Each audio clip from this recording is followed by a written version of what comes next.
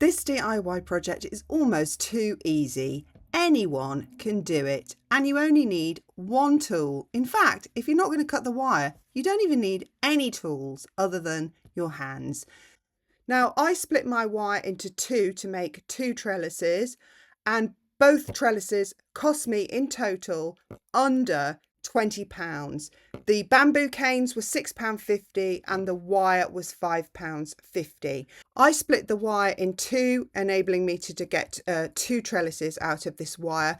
But I think if I was doing this again, considering I am growing vegetables up these wires, I think I would have left it whole and bought 2 packets of wire without cutting them down the middle. I did buy extra wide bamboo and extra tall because I needed it to be sturdy, and I didn't want to go to all this trouble. So, and then when I tried to drive the arch into the ground, you know, because you have to use quite a bit of force to get it down so that it's sturdy, I didn't want it to snap. And I think my other bamboo was firstly too short, and secondly, it was too weak. So then, using the thin end of the bamboo, you just literally sew you sew the bamboo up the wire, you know, alternating. You don't have to do every square, that would be far too painful. You just do enough that it's got a good solid grip, and go up nearly about probably 3/4 of the way up your bamboo. It depends on the actual width of the arch that you need. Like, what's the width of your path that you're covering, or the border that you're putting it in. So I had more than enough room for, mine was probably about 1 metre across at the top, maybe just slightly less. And then from then you basically weave the other side towards the top, towards the middle as well, starting obviously again with the thin end of the bamboo. You sew up the sides, both sides, and then you have this kind of floppy bit in the middle, and you need to decide how long you want that floppy bit to be, how the width, that's going to be the width of your arch. So once I had everything threaded through to the right sort of proportions and height, I then went and tried several positions in the garden. My first one, I twisted a little bit, but that was fine. In the end, I'm not even that bothered because the idea is it will be clothed in plant anyway.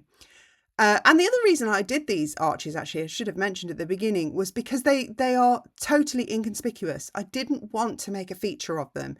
I really like the fact that they are invisible in the garden. You know, they're not invisible, obviously, but they're not a big fat feature blocking, you know, your view, blocking your borders, blocking your eye, getting in the way. They're just an inconspicuous structure for growing your more statement plants up, whether that be vegetables or, you know, flowers. So once you wedge either side into the ground, you wedged well into the ground, and that's why I wanted the taller poles. So I've got lots of room to wedge that down a good way. And then I take 2 shorter bamboo poles, and they were from my sweet pea stock. So if you haven't got them, you might have to buy a couple more bamboo poles. Thinner ones, shorter ones, but they must go right across to create a sort of a T across the top. And then you thread thin, you know, the thin end again. You thread one thin end from, you know, left to right, and then you go to the other side and do right to left with your thin end, so that they kind of balance each other out in terms of the thickness and the tension that you get.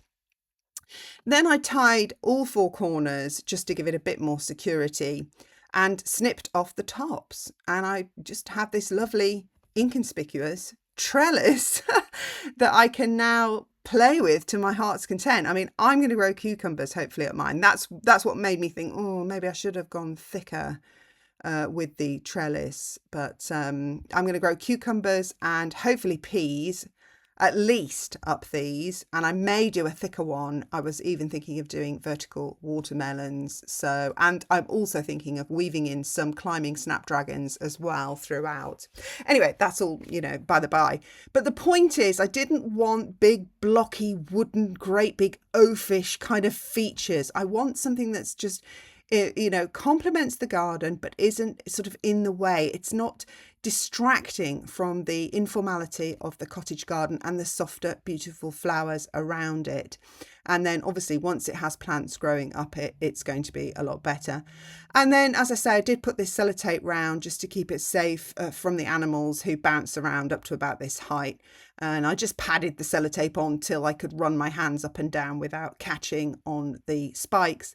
And then that was really it. I mean, I could go on and make a production out of it, but really that was it, done, all in one morning. And you know, now it's done, and I can, first of all, now I know I can do it. I can just make all sorts of things. I can make, you know, you could make those triangle lattices, teepees with it, and you could make just a flat square lattice for growing things up.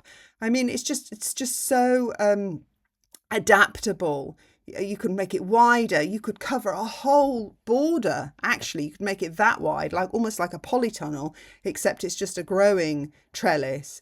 So I actually really, really, really love it. I think it's brilliant. And I love the fact that anyone can do it. You know, we're so often put off by the costs of gardening, by the hassle, the prices of everything.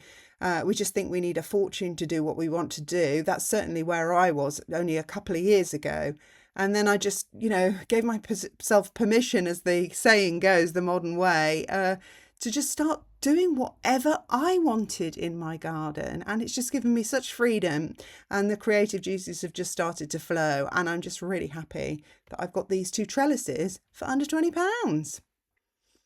Okay, so if you found this video helpful and you liked it, please don't forget to subscribe and click the notification bell and share with your friends. And don't forget to check out my website, www.jillbrotherton.com, which I'm terribly behind with, so please forgive me. And I'll see you again in my next video. Thanks for watching. Bye. Oh, by the way, I'll link my sweet pea video down below. Thanks for watching. Bye. Just before you click off this video, I would like to bring to your attention a little known book that I wrote called Robert the Lonely. I suspect many of my viewers are parents or grandparents and are most likely as worried as I was about your child going online. So you may be interested to hear that Robert the Lonely is not just a regular children's book. It's an old-fashioned style, illustrated, cautionary tale, but it's set obviously in the modern world. Robert the Lonely has loads of relatable characters that your children will relate to, that go on the internet and engage in communications with strangers.